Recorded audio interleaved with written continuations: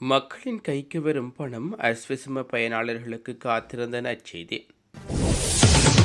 அதிகரிக்கும் பொருட்களின் விலை பொருளாதாரத்தில் சலசலப்பு, பொதுமக்களுக்கு அதிர்ச்சி செய்தி. மின்கட்டண அதிகரிப்பு மக்களின் கருத்துக்களை கோருகிறது அரசு, இருளில் மூழ்குமா இலங்கை. தாலி தகராறு, எல்பிட்டியவில் அண்ணனை தாக்கிய தம்பி உயிரிழப்பு, காவல்துறையினர் திடீர் விசாரணை. இலங்கையில் ஏற்பட்டுள்ள சமையல் எரிவாயு நெருக்கடிக்கு தீர்வு கிடைக்குமா? அனுர அரசின் பதில். நாமலை எதிர்கொள்ள முதுகெலும்பில்லாத தமிழ் மாணவர்கள் சங்கம் சரத் வீரசேகர. மனித நுகர்வுக்கு பொருத்தமற்ற தயிர் விற்பனை, 58 தயிர் சட்டிகள் அளிப்பு. ஜனாதிபதி பிறப்பித்துள்ள அவசர கால சட்டத்துக்கு எதிரான மனுக்கள் தள்ளுபடி, உயர்நீதிமன்றம் அதிரடி தீர்ப்பு.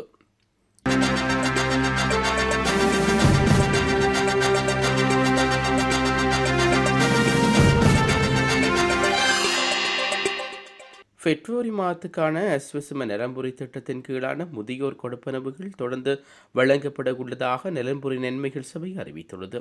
முதலாம் கட்டத்தின் கீழ் முதியோர் கொடுப்பனவுகளுக்காக 31 கோடி ரூபாய்க்கும் அதிகமான நிதியும், இரண்டாம் கட்டத்தின் கீழ் 3 கோடி ரூபாய்க்கும் அதிகமான நிதியும் ஒதுக்கப்பட்டுள்ளது. இந்த திட்டத்தின் மூலம் சுமார் 89,3075 பேர் பயனடைவார்கள் என்று எதிர்பார்க்கப்படுகிறது. ஒதுக்கப்பட்ட நிதியானது பயனாளர்களின் வங்கி கணக்குகளுக்கு நேரடியாக வைப்பு செய்யப்படும் என்றும் தெரிவிக்கப்படுகிறது. நாட்டில் பெரும்பாலான பகுதிகளில் இன்றைய தினம் பிரதானமாக மழையற்ற சீரான வானிலை நிலவக்கூடும் என வளிமண்டல திணைக்களம் விடுவித்துள்ள அறிக்கையில் தெரிவிக்கப்பட்டுள்ளது. மேல் மாகாணத்தில் கடலோர பகுதிகளில் காலை வேளையில் சிறிதளவு மழை பெய்யக்கூடும். தென் மாகாணத்திலும் இரத்தினபுரி மற்றும் மொன்றாகலை மாவட்டத்திலும் மாலை 2 மணிக்கு பின்னர் ஆங்காங்கே மழை அல்லது இடியுடன் கூடிய மழை பெய்வதற்கான சாத்தியக்கூறுகள் காணப்படுவதாகவும் தெரிவிக்கப்படுகிறது. மேலும் மத்திய சப்ரோகமா, மேல், வடமேல் மற்றும் வடமத்திய மாகாணங்களிலும், அத்துடன் காலி, மாத்தறை, மொன்றாகலை, மன்னர் மற்றும் வவுனியா மாவட்டங்களிலும் அதிகாலை வேளையில் சில இடங்களில் மூடுபடி நிலவக்கூடும் என்றும் எதிர்பார்க்கப்படுகிறது.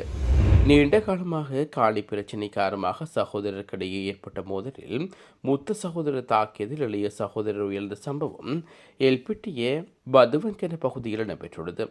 ஏல்பிட்டிய பொல்கஸ்துவ பகுதியைச் சேர்ந்த இரு சகோதரரிடையே நீண்ட காலமாக தனிப்பட்ட காணி பிரச்சினை நிலவி வந்துள்ளது.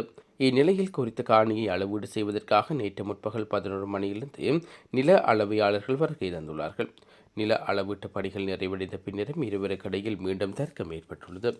இந்த வாக்குவாதம் முற்றிய நிலையில் ஆத்திரமடைந்த மூத்த சகோதரர் தனது தம்பியை தாக்கியுள்ளார். இந்த தாக்குதலில் உயர்ந்தவர் 73 வயதுடைய 5 பிள்ளைகளின் தந்தையின் அடையாளம் காணப்பட்டுள்ளார். ஒரு குடும்பத்தைச் சேர்ந்தவர்களுக்குள் ஏற்பட்ட இந்த மோதல் அப்பகுதியில் பெரும் சோகத்தை ஏற்படுத்தியுள்ளது.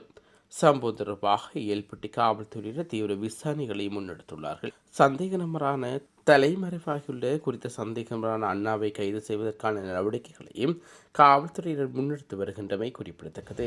தற்போதைய தேசிய மக்கள் சக்தி அரசாங்கம் ஆட்சிக்கு வந்து ஓராண்டு காலத்துக்குள் 3 பிரதான ஊழல்களில் சிக்கியுள்ளதாக ஐக்கிய மக்கள் சக்தியின் முன்னாள் நாடாளுமன்ற உறுப்பினர் துஷாரா இந்துநல் குற்றம் சாட்டியுள்ளார். கொழும்பில் நேற்று இடம்பெற்ற ஊடகவியலாளர் சந்திப்பின் போது அவர் இந்த குற்றச்சாட்டை முன்வைத்துள்ளார். தரமற்ற நிலக்கரியால் நுரைசேலை மின் நிலை உற்பத்தி குறைந்துள்ளது. இதனை ஈடு செய்யாமல் டீசல் மின் நிலையங்கள் பயன்படுத்துவதால் நாட்டுக்கு சுமார் 3026 மில்லியன் ரூபாய் நட்டம் ஏற்பட்டுள்ளது. இந்த நட்டத்தை ஈடு செய்ய மார்ச் மாதம் தொடக்கம் மின்சார கட்டணத்தை உயர்த்தி அரசாங்கம் திட்டமிட்டுள்ளது.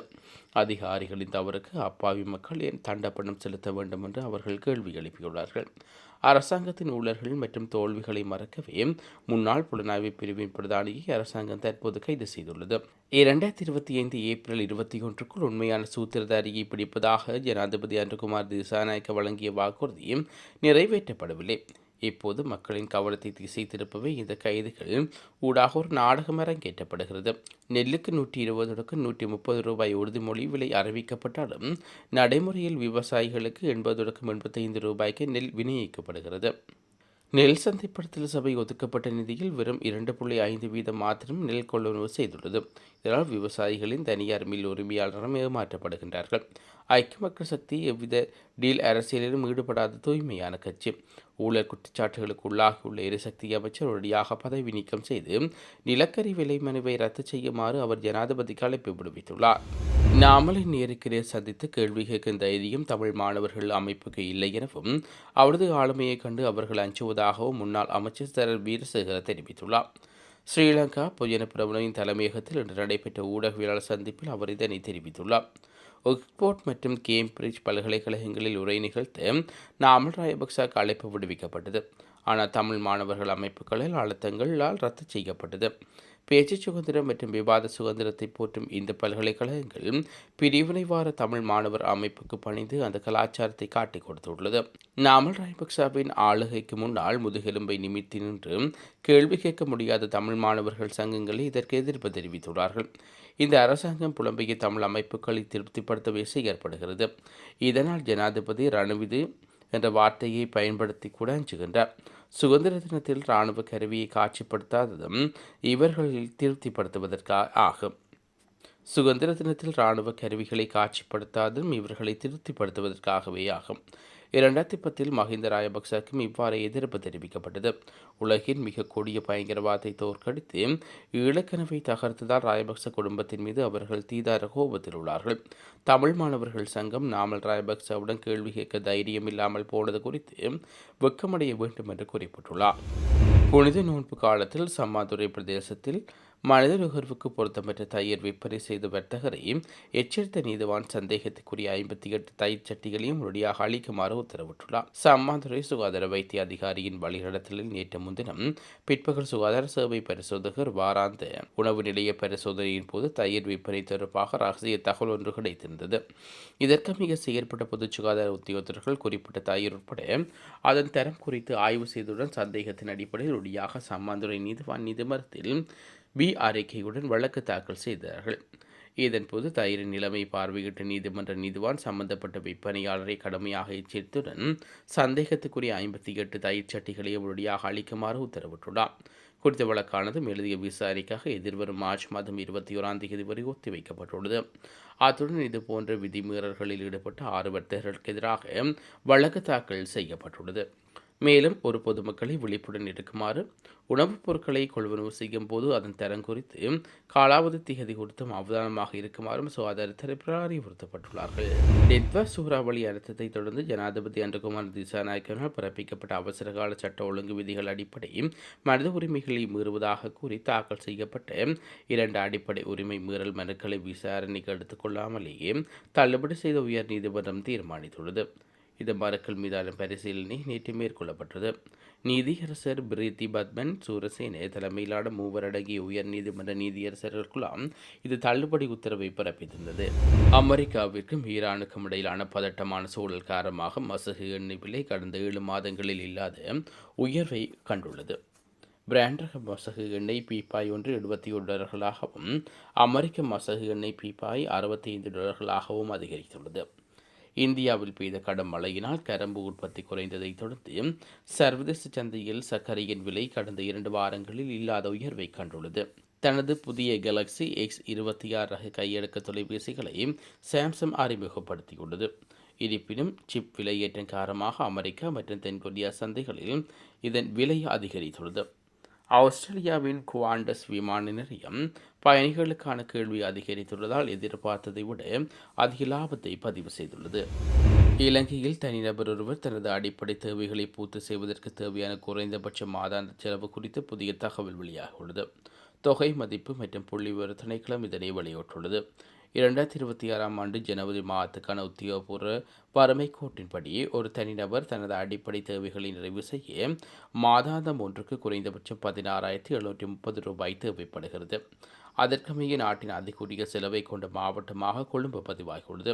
இங்கு ஒருவர் வாழ்வதற்கு மாதம் $18,044 தேவைப்படுகிறது. மிக குறைந்த செலவை கொண்ட மாவட்டமாக மொன்றாகலே பதிவாகியுள்ளது. இங்கு அடிப்படை தேவைகளுக்காக $15,997 போதுமானதாக உள்ளது.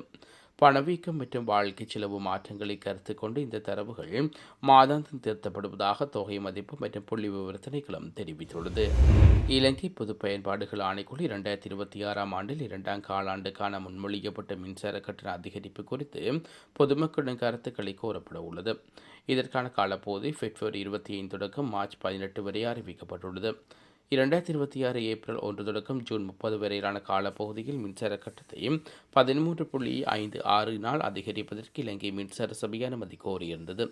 பொதுமக்கள் இதன் முன்மொழிவுகள் தொடர்பாக தமது கருத்துக்களை பின்வரும் வழிகளில் சமர்ப்பிக்கலாம். எழுத்து மூல சமர்ப்பிப்பு, ஆணைக்குழுவின் முகவருக்கு அனுப்பி வைக்கலாம். வாய்மொழி மூல சமர்ப்பிப்புகள், தீர்மானிக்கப்பட்ட இடங்களில் நடைபெறும் அமர்வுகளில் நேரடியாக கலந்து கொண்டு கருத்துக்களை தெரிவிக்கலாம். வாய்மொழி மூல கருத்து கோப்பு அமர்வு மாவட்ட ரீதியாக நடைபெறும் அமர்வுகளில் விவரங்கள் பின்வருமாறு: March 7 Ampara, March 11 Vavuniya, March 12 மாத்திரை, மார்ச் 16 ஹம்பாந்தோட்டை, மார்ச் 18 இறுதி அமர்வு என்று பெறப்படும். அனைத்து பொதுமக்களின் கருத்துக்களையும் பரிசீலித்த பின்னரே மின்சார கட்டண திருத்தல் குறித்து இறுதி முடிவு அறிவிக்கப்பட உள்ளதாக பொது பயன்பாடுகள் ஆணைக்குழு அறிவித்துள்ளது.